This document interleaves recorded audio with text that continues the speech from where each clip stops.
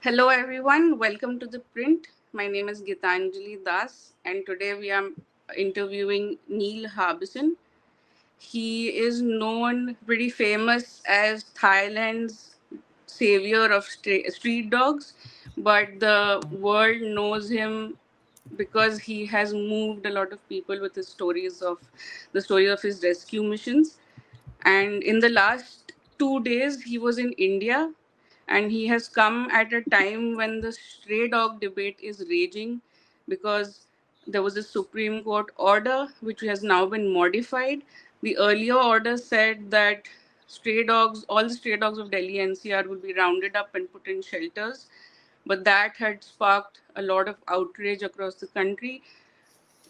A few days later, a lot of animal welfare organizations moved the court, after which the CJI referred the matter to a larger bench, which modified its order and directed authorities not to round up the dogs and put them in shelters, but just to follow the same process that is a norm under the ABC rules in our country, where you pick up the dog, sterilize the dog, vaccinate, and return them to their original territory on the streets.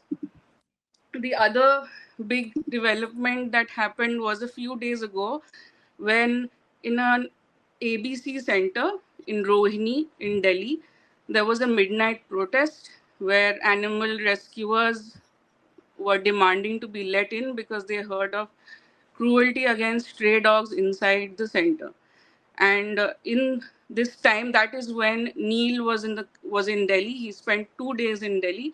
So I will now begin with my first question, which is hello, Neil. And my first I question is, why? What do you do, and why do you love dogs so much?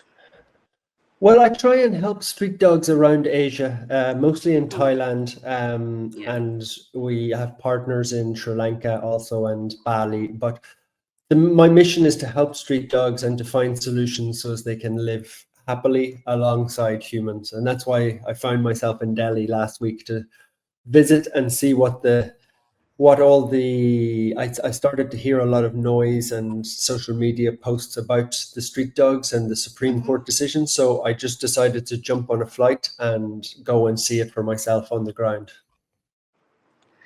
You are a big proponent of sterilization. Why do you think it's important? Hugely important because actually there's too many street dogs, and when there's so many, they come into conflict with humans, so especially in a city like Delhi, where there's so many people in such a small area. So you have to control the population. So we have funded the sterilization of 100,000 dogs. Oh, um, and that's the most important thing. So getting a good vaccination and sterilization program, it should be about controlling the population. Nobody wants to have dogs running wild in the street and, threatening children or local, people who don't like dogs. So it's better for the dogs and for the humans if there's sterilization. yeah.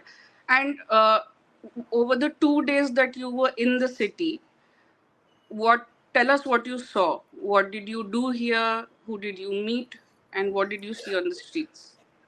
Well, I think tensions were quite high when I got there. I got there on Friday when the Supreme Court just changed or modified the judgment, and I spoke to some of the activists who were involved, and everybody was quite happy. But I was looking at it, and I sort of thought there was quite a lot of gray area. I was like, the designated feeding areas, and it's one thing having a ruling in court, but then the implementation is maybe something else. So I think it was a victory, but at the same time, I think there's a lot of difference on the ground. And I then went to Rohini the next day because I Mhm. heard about this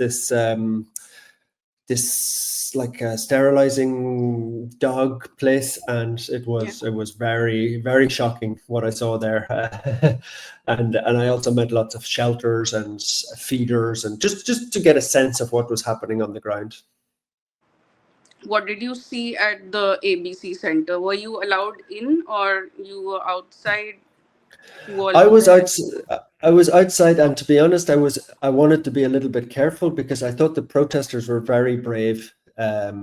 Because the police were there. I think there was some beatings. They told me, and I just sort of watched because obviously I'm not from India, and I just observed it. But the protesters told me about going inside. What they saw was horrific. We could hear the cries of the dogs. I could hear them very clearly. And then the protesters showed me a lot of bones and skulls that had been dropped in the woods just beside it. So it was really horrific. I must say it was really something that was shocking to me. I left there thinking it was like a prison camp or a death center. It just felt really, really like not a good place. You have, I mean, the reason why you have a huge following on social media, and I think a lot of people know you, is your rescue missions, where you always trace the dog from the day you found the dog, and then the recovery, and then the end where they are happy and they're healthy.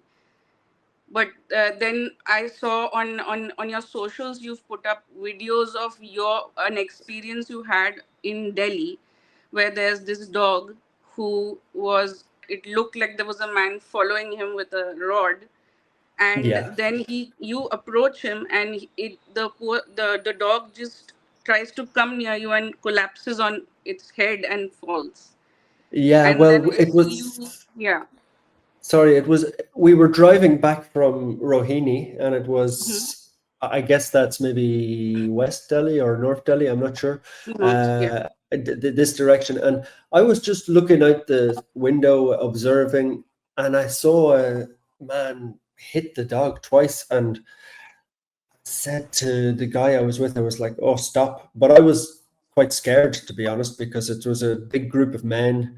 It's India. I don't know the culture. I don't know if they had, a knife, or I didn't know what to do. So luckily, the people that I were with, the girl ran into the middle and she pulled out her camera and she Hmm. started filming them, and she shouted at them to stop. So that was great. And then we got the dog, and he was very, very bad. I mean, he'd been beaten really, really seriously, and we saved his life. We drove him to the center of Delhi to a vet's, and we stayed with him all night. But it was a real eye opener to see the violence firsthand.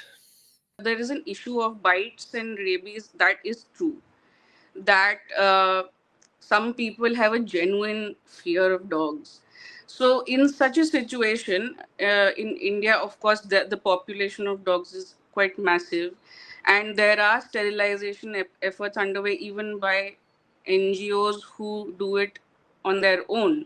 But what do you think is the solution right now? I mean, sterilization is an important solution, and it will start taking effect over a few period, maybe over the next few years if it is implemented properly. But how does one mitigate conflict between humans and dogs to ensure that not only are the humans safe but also the dogs? Because in such cases, it's both sides are suffering. So how does one, Absolutely. what have you learned from your experiences? I think the sterilizing is not a magic wand, or it's not a silver bullet that you can just fix it with. You need to have, the only way it will be fixed is if you have really good government support, really good NGO support, and really good community support, and everybody works together. It's always Hmm. going to be some people who don't like dogs, people who love dogs, and unfortunately at the moment they're clashing. They hate each Yeah. other. But actually, for the best for the dogs, to fix everything, it needs collaboration, which is very, very hard. And one thing that works against Delhi is it's so big. It's such a big city. It's being fixed in a lot of other places, but when you look at the size of Delhi, it's such a big problem to tackle. That's my worry for you guys. It's huge. Hmm. Because our there is an ABC program, and if we go through it, it's pretty meticulous. It outlines everything from the moment when the dog is picked up, and the the surgery bit, the tagging, the location, the post-op, and the recovery, and then the the dropping the dog back in its original location. Do you think that this, if followed, if implemented on a large scale in a country like India, do you think it will work? 100%, but I think the theory is always a bit more sounds better than the practical. Like the way you described it is perfect, but Yeah. you have to catch the dog. The dog is very hard to catch. You have to, put it back in the right place. You have to. It's very very hard to do. Maybe what would be a good idea for Delhi is you could find some small areas and do some very good test campaigns. You could maybe take one region and very aggressively sterilize the dogs and show that it works in that area. But yeah, the way you described it is fantastic. Yeah. But doing that and making sure that there's not people doing it for the wrong reasons, or people, it's a very hard thing to implement. How do you do it? Because I know that you do a lot of sterilizations in Thailand. Are the problems similar, or what are the advantages there? What are the disadvantages there? Very similar, I would say. Very, very similar. We see similar things, and I think education is the other key thing. Like I can understand why a mother with her daughter would be terrified of street dogs coming towards her. So how teaching people how to deal with that or how to mitigate against that would be very important. So we think it's sterilizing, education, and then some legislation. Like the guys were telling me in Delhi, I think it's 50 rupees for Under animal the cruelty. I Prevention think, of Cruelty to Animals Act. Yeah. yeah, so that's not really a prevention, really, right? Yeah, I mean, 50 Hmm. rupees feels like a very small amount of money. So you can just pay that and get away with it. So I think those three things: sterilization, education, and legislation is what would work the best. When you met these animal rescuers in of Delhi, what was your impression of them? What were your thoughts? I I must think say you I met was quite really, a few. There are a lot of yeah, group pictures with a lot of them. Some of them I yeah. recognize. I was very impressed by the community spirit. They were all Yeah. telling me that since the original order, I think maybe on the 11th of August or something like that, uh, they all came together. And I was also noticed that they were all very tired. They Hmm. haven't slept for 2 weeks because they've been so worried about their dog. So a really good sense. And it was like I met people who had from the slums feeding the dogs to people who had, doctors, lawyers, rich people. So it wasn't one segment of Delhi society. It seemed to be, like a really real dog lovers from all walks of life. Okay. I also want to talk about something called compassion fatigue, which a lot of animal rescuers go through. I mean, it's a worldwide thing. It's not just one place. I think they all go through it here. You must have gone through. I know you've gone through it. You've talked about it as well. So, how does how does an animal rescuer cope with compassion fatigue? Because you witness cruelty on almost a daily basis. You witness sickness and death on a daily basis. And when you're rescuing an animal, I mean, when it is different from rescuing a human because they can't communicate what they're feeling. So how do you cope with it? And how do people deal with it when they I what is it wish I like for had us? the answer. Today I'm dealing with jet lag from coming back from India and compassion fatigue. So there's no easy answer. I mean, the only good thing is the little dog that we found in Delhi that had been Hmm. beaten. Hmm. He's going to live now, and a lot of people are messaging me about adopting him and fostering him. So you just have to take the wins that you get. That Hmm. dog is going to live and have a good life now. So you have to focus on the positives. Otherwise, the hard part is that we're never going to fix it all. Even if you had the best solution for Delhi, it couldn't be fixed in 3 years. It would take, a lifetime to fix it properly. So that's the part that's very hard to get the head around that you can't fix it immediately. You just have to do it a little bit at a time. So it's frustrating, but I just do it for the dogs. So if I'm tired, I'll just think of the previous dogs we saved, and that keeps me going. Yeah, because the first question I asked you, I think you forgot to answer, is why do you love dogs so much? Yeah, well, I just love them because they're so simple, and so they don't want much. Like, they just love and a bit of attention and some food, and they'll be dedicated your best friend for life. So they're so simple, loving creatures if they're showing love. So that's why I love them. Wonderful. All right, that's about it. Thank you so much, Neil.